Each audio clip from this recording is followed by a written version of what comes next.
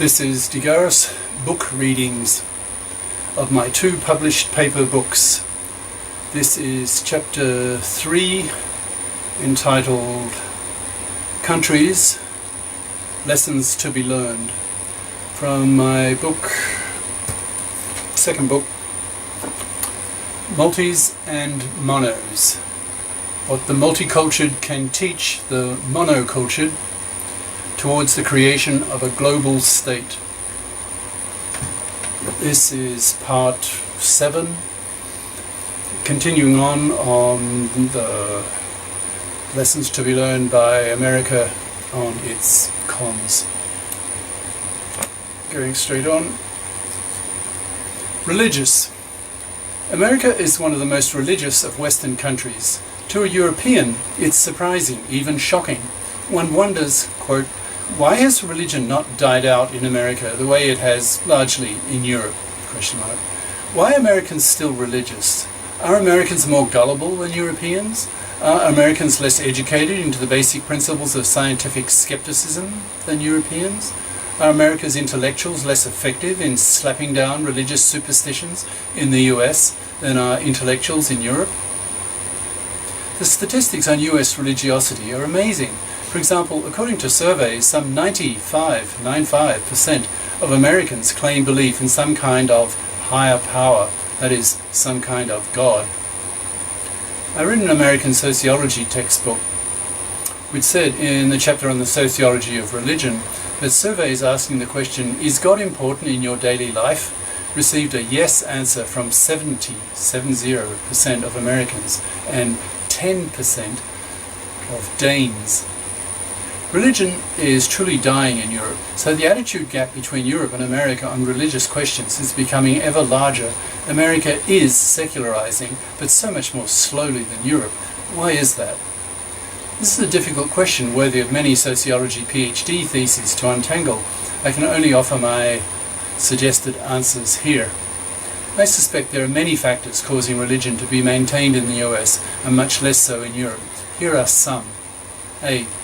The US is much less sophisticated, more middle and lower class culture than Europe, so is less intellectually critical, more mindless than Europe, so is less questioning and skeptical of religious dogmas than Europe. B. The US lacks an intellectual upper class with a tradition of slapping down middle class religious mindlessness. In the US, the intellectuals keep quiet about their religious skepticism, whereas in Europe they give it free rein.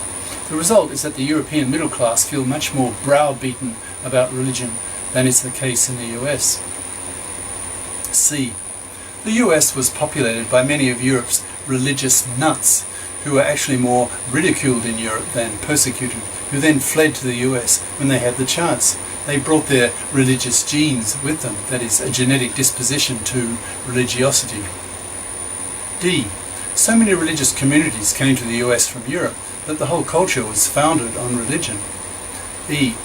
The US migrants, that is largely middle and lower class Europeans, cut themselves off from their mother countries so that their cultural values froze in the US.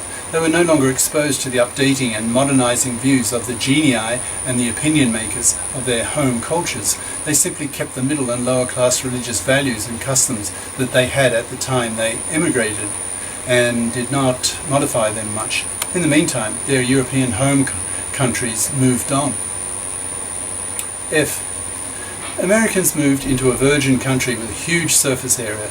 Large numbers of small towns were created, which are not known to be breeders of original thought. Small towns create few genii, so small towns tend to be very conservative and middle or lower class. The new thinking tends to occur in the big cities, but there were proportionally fewer of those in the US in the 19th century. Since the US has a higher proportion of its citizens living in small towns than Europe, it's not surprising that the US is more conservative, and hence more traditional, and hence more religious than Europe. G. America is such a brutal culture that Americans still need religion to soothe their crushed egos. American migrants were by their nature rather selfish individualists. It took that type of people to uproot themselves from their original European communities and cut themselves off from family and friends. Deeply social and caring personalities would have been much less likely to do this. America is thus filled with rugged individualists, to use the American expression that is widely used. America was such a melting pot, with people from nearly 100 different nations, speaking different languages, worshipping different gods, that any real sense of community and common values were much less developed than in the more homogeneous cultures of Europe, that is, the old world countries. As a result, America's early capitalism was brutal. There were no unions, no worker political parties, even today, no progressive taxation, so the net result of all this indifference to the well-being of the individual in the economic context is that Americans live in a culture that is far more uncaring than in old world cultures. Europeans, Japanese, Australians, Canadians, etc. are shocked at the level of brutal indifference shown by Americans to Americans. This brutality reflects in the fact that the Americans are the only industrialized people in the world not to have a national health service, so that some 45 million Americans don't even have health insurance. I was writing this in, 2007? The uninsured can have their economic lives ruined by a health accident. Americans are one of the few countries in the world that still have the death penalty, along with a few other countries such as Iran, North Korea, China, etc., all of whom are hardly paragons of enlightened, caring societies. The Europeans are particularly appalled at the American death penalty. The European attitude is, my God, the Americans murder their murderers, with all the hypocrisy that implies. America's hillbilly gun laws, that is, it's so easy to buy a gun in the US, kill 30,000 Americans a year, with periodic mass killings that make world news, but the Americans fail to learn anything, so that these mass killings simply continue monotonously year after dreary year. Japan, where private ownership of guns is banned, has only 100 gun deaths a year, and as a result, the Japanese feel much safer walking the street at night than in gun-obsessed America. The net effect of all this brutality and communal indifference in the US is, I suspect, a cultural malaise, which manifests itself in the form of the deep unsatisfied need of Americans to feel comforted by a community that cares for them. So Americans actually need religion much more than, say, Europeans or Japanese, who have much more caring, nurturing cultures. What I found rather pathetic about US culture when I was living there was that many Americans join churches to obtain social communal support instead of turning to other organizations. Thus millions of middle-class Americans get their heads filled with 2,000-year-old Christus superstitions that make no sense in terms of modern scientific knowledge or critical thinking, which turns them into gullible fools. From the point of view of Europeans or Japanese, the Japanese woman friend I had when I was living in Japan described Western Christianity as a mental disease. Yes, I agreed. Marx called religion the opium of the masses. Thus, the attitude gap on religion between Europeans and Japanese on the one hand and Americans on the other is large and growing, as Europeans are secularizing much faster than Americans. Europeans are now openly ridiculing Americans for their 19th century attitude towards religion. English books, that is books written by Englishmen, are now written that openly encourage Americans to be more intellectually critical and to throw off their religious superstitions. Ad-libbing, for example, Richard Dawkins.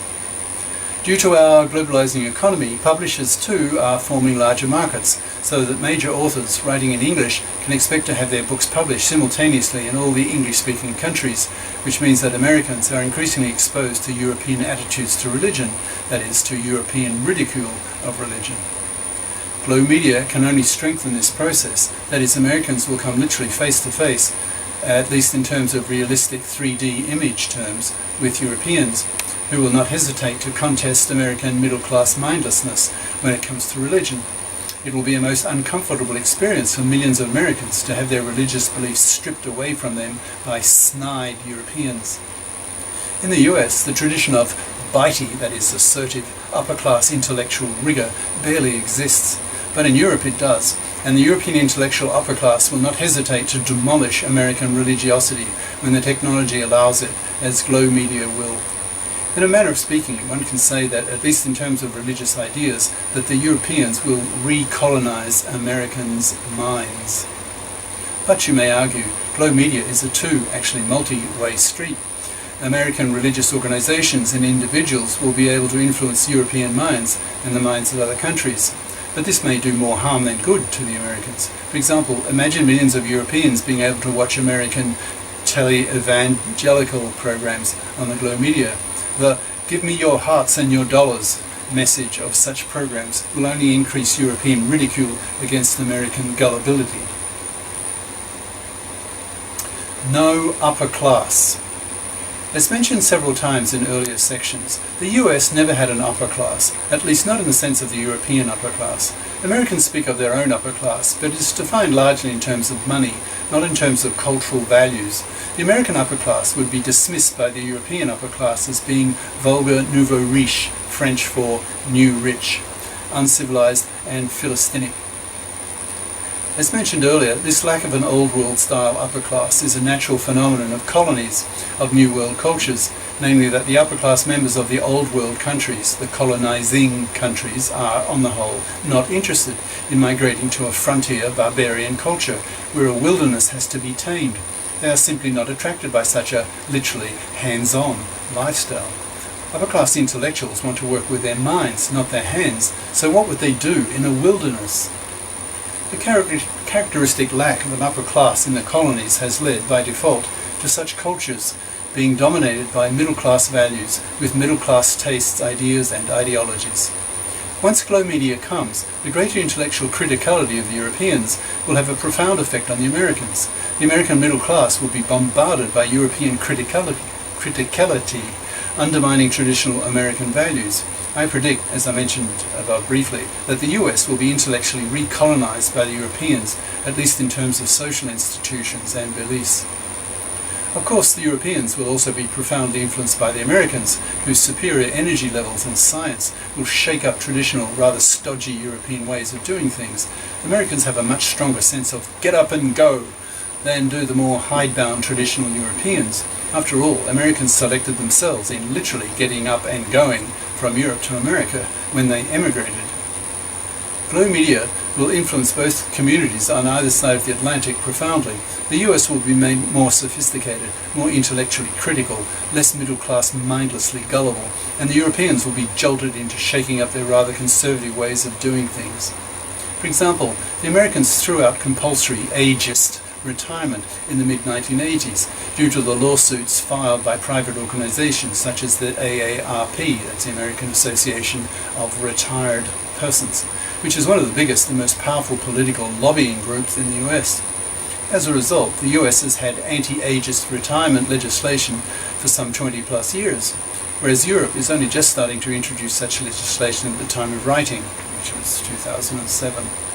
Thus, in Europe, a person who is perfectly happy to keep working and who wants to, whether for the money or for the pleasure, can be compulsorily retired, that is, effectively fired, simply because of that person's age.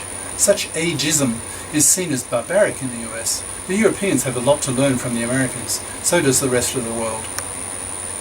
Brutal. How can American culture be made less brutal? The answer to this question is linked with the topic to be discussed after this one, that is, on the extent to which the US is dominated by mono-media. One of the major reasons why America does not become less brutal is that it is simply unaware that it is brutal by international standards. For the US to reform its gun laws, throw out the death penalty, create a national health service, decrease the power of corporations over individuals, etc., millions of voting Americans will need to be made aware that Americans are suffering from their culture's brutality.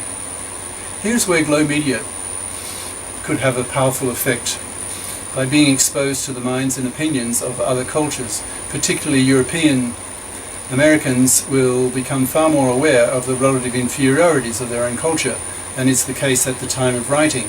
They will have their political horizons extended, and they will learn that there are millions of people overseas who look down on American ways of doing things. That will jolt Americans. It will cause them to reflect. They will ask, why do the Europeans and other cultures look upon many US institutions as backward? What's wrong with these institutions? And then the education process can start.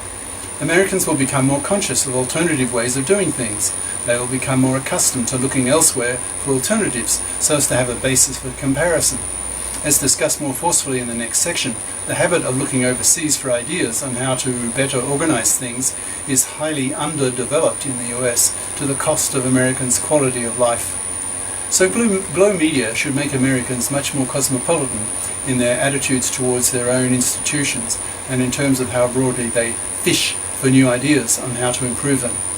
Once millions of voting middle-class Americans become conscious of how backward the US is in certain respects by international standards, a sense of national shame will be generated that will probably motivate political change to improve things. It will be refreshing to hear Americans saying such things as, well, look at country X, they have Y and we don't. Why not? Mono media. In my multicultured view, the US is suffocatingly insular-minded. After becoming accustomed to having multi-country European television when I was living in Brussels, in Europe, I became accustomed to being able to zap not just TV channels, but cultures. I really missed that in the US. In Europe, due to the European-wide television channels in the living rooms of millions of Europeans, there's much stronger sense of internationalism. That is, one was much more likely to hear statements from politicians, commentators, academics, opinion makers in general, who made comparisons between what was happening in their country compared to what was happening in some other European country. Such comparisons were made because the commentators had been able to watch the television of other countries and could see with their own eyes alternative ways of doing things or alternative ideas. It was refreshing for me, in my newly acquired multilingual state in the 1980s, living in Brussels, to zap from one culture and language to another and get the two sides to a dispute between two countries.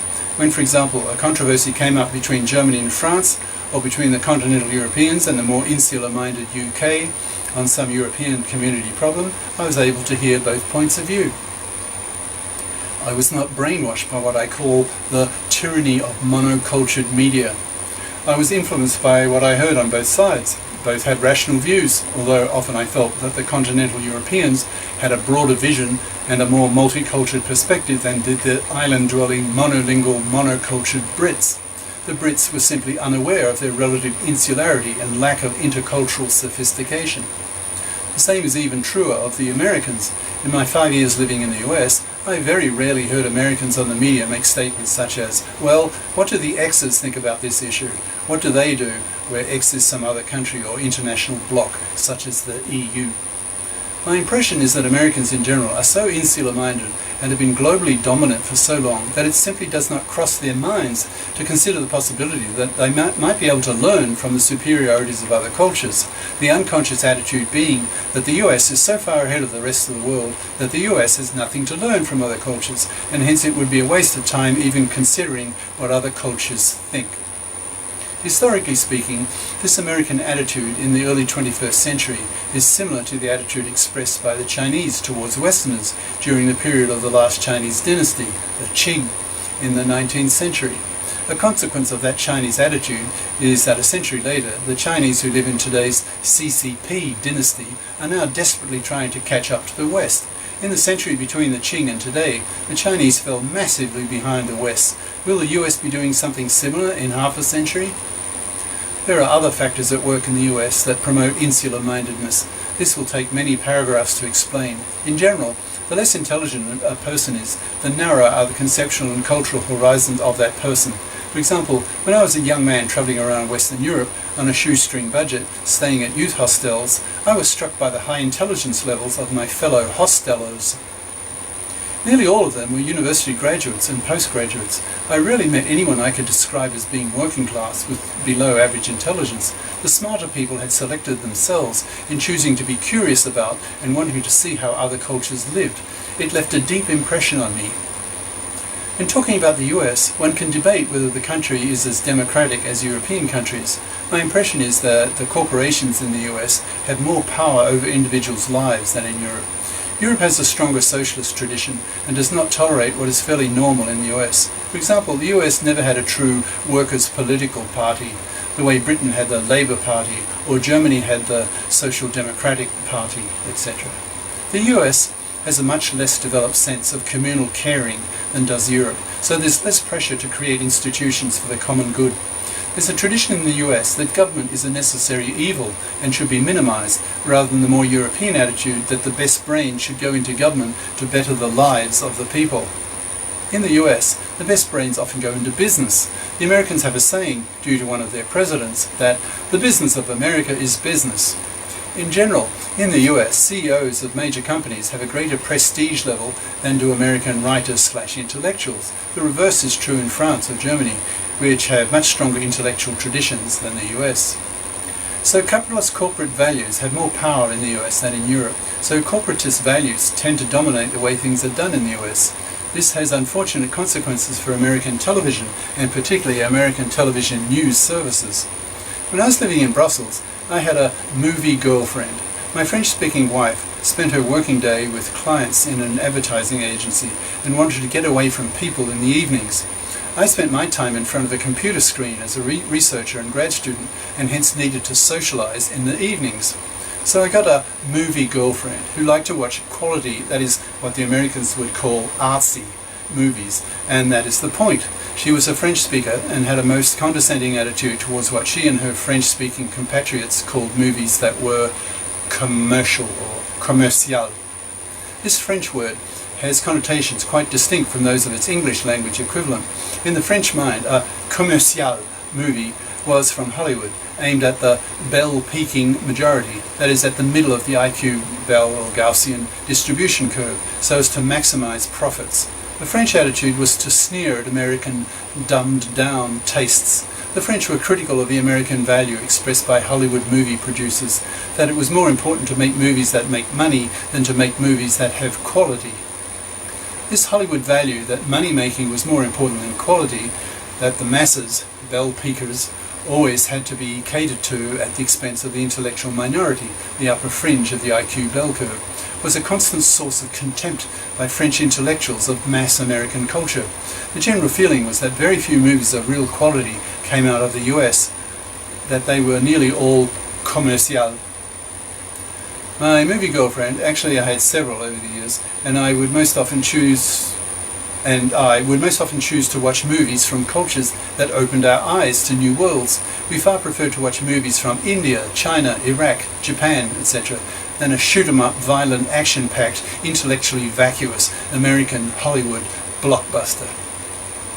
The type of movies that the US makes and exports to make more money, because there are a lot more bell peakers, or just peakers, outside the US than inside, reflects on US values, and the same is true of US television news and US TV programs in general. In the US, television in general is not in the control of the government. US values are far too individualistic and anti-government to have the government have much control over the media. Hence the same corporatist values apply to US television as in most of the rest of US culture. The result is that US television is geared towards maximizing profits by selling advertising on their television at maximum prices to reach the largest audience so that the ad mass peakers buy the advertisers' products. Americans use a system called ratings to determine which TV shows are the most watched. If the ratings, that is, the proportion of the population who watch one TV show compared to others, drops too low, that show is killed, because it will not be able to attract large advertising revenues, because too few people watch it to be influenced by the ads, to buy the advertisers' products. To cause the greatest numbers of TV viewers to watch a given show, the TV producers explicitly or implicitly pay heed to the reality of the bell curve and aim their show at the peakers, ignoring the fringers, that is the people at the fringe of the bell curve, that is the really dumb and the really smart. The problem in the US is that nearly all the media is in the hands of the corporations, and hence the same peakerist ideology applies. The net effect is that American television and radio is ad-infested, with annoying ads appearing every few minutes, flogging products that most viewers and listeners are not interested in. This constant peppering of TV programs by ads tends to promote a shallow-minded materialist view of the world. It's not surprising that your average American mind is crassly materialist, shallow-minded, and has an attention span of about 15 minutes, the uninterrupted program time between the ads. The intellectual level of these shows is now so bad, so finely tuned to aim at the peakers, that American intellectuals almost universally have simply stopped watching US television. It's simply too bad for them, too dumbed down. This is tragic, because it then means that America's intellectuals are not being as well informed as they could if they had had a broader, less peaked media, as is the case in Europe, for example, where the media is much more under state, that is government, control. The UK with its BBC, France with its TF, or Télévision Française, Italy with its RAI, etc., have control over some of the TV channels of their countries, the rest being commercial and ad-ridden. They also have a more socially responsible attitude and a policy that the general public should be catered to. Thus, these national media institutions feel a moral obligation to create programs that cater not only to the peakers, but to the fringes as well. In the case of the BBC, for example, it was well known amongst the Brits that the BBC One TV channel was for the peakers and the dummies, and that the BBC Two TV channel was more for the intellectuals. The net result was that when American intellectuals lived in Britain for a while, they were agreeably surprised to be able to watch British TV programs that were definitely more upmarket, as the Americans would say, that is, demanding a higher level of intelligence to appreciate, than the drivel they were accustomed to in the US that they rarely watched. The fact that the US TV programs and TV news shows are so dumbed down means that American intellectuals simply don't watch them because they insult the intellectuals' intelligence. Also, these programs do not inform the peakers very well either. The peakers may enjoy watching the peaker-level news items, but they do not learn very much from them. For example, instead of learning that the European Union has a new treaty that will have historic consequences for future global politics, the peakers learn that a mother panda in a Chinese zoo has had a cute little baby panda that is wowing the Beijing public. The anchor, that is the main news reader, then adds, "Oh, isn't it cute?" This dumbing down is narrowing the conceptual, intellectual and geographical horizons of Americans on a mass scale, with the result that Americans are pitifully ignorant of other countries. Due to such ignorance and unawareness of the superiorities of other countries, Americans are simply unable to be influenced by such superiorities for the simple reason that they know almost nothing about them. In this sense, the US media is doing a disservice to its public, who are treated merely as ad fodder to America's corporations, rather than as people to be respected and educated. Europeans, Japanese, etc. look down on America for this, and appropriately so. It's a major failing and inferiority of the US. So, when Glow Media comes, America's intellectuals will be in for a treat. They will be able to feed their hungry minds with world media, greatly enlarging their intellectual and cultural horizons. They will be shocked at how backward America is in so many respects and feel ashamed. They will then be motivated to push the US to catch up to the standards of the world's leading countries. The growth of Glow Media will have a particularly liberating effect on the US that has got itself stuck into a particularly obnoxious, vicious circle. As the US media dumbs down increasingly, a higher proportion of the brighter half of the US population stops watching television, so the ratings then push the dumbing down even further, causing more people to stop watching, etc.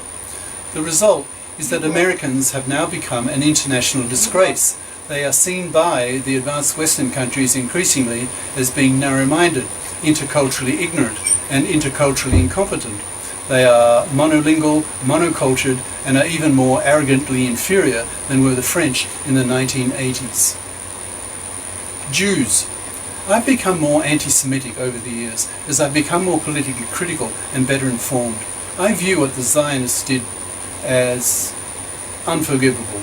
The Zionists were the Jewish intellectuals in the 19th and 20th centuries who said that the Jews should have their own country and that it should be in Palestine, the Jewish historical homeland. Effectively, they planned to colonize the Palestinians and push them out of the lands they had lived in for 2,000 years, since the Roman Empire crushed the Jewish uprising in the 1st century AD and caused the Jewish diaspora.